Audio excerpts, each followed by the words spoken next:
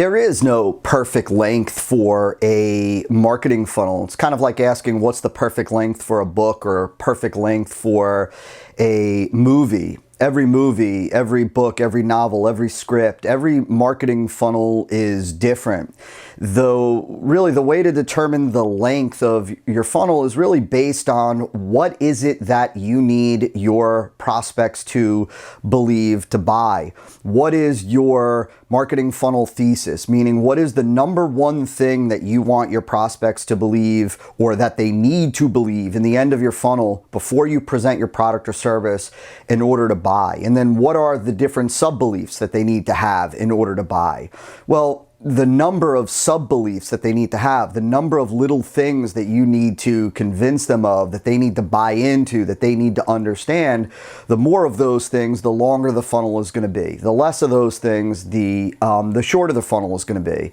This is why typically, and I wouldn't say that this is a rule of thumb, but this is certainly a good barometer to use, is that typically what we find is that the higher the price point on the product, the bigger the scope there is of the product when you're dealing with an information product. So for example, with a $1,000 product, there's a lot more information that's being covered both wide and deep compared to, let's say, a $29 product. In a $29 product, in a $19 product, in a $49 product, there's a lot less information. The scope of the topic is a lot more narrow.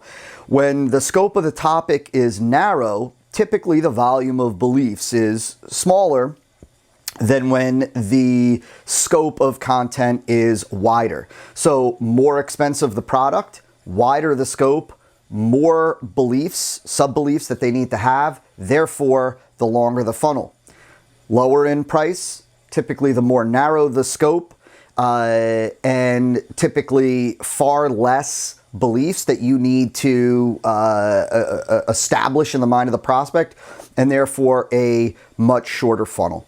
Piece of advice that I would give you is don't start out thinking about what the length should be. Don't set an arbitrary limit. Don't set an arbitrary cap. Start out with understanding what does your prospect need to believe to buy. Lay that out in the most concise, compelling, and interesting way possible. Make sure that you trim out all the extraneous ideas and concepts and things and words and phrases from your marketing funnel, and then what you're left with is ultimately going to be the perfect funnel for the perfect length funnel for your product.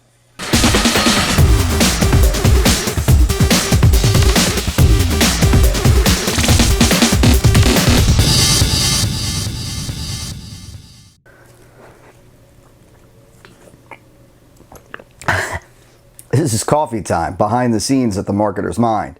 We're tapping into the marketer's mind. My bad.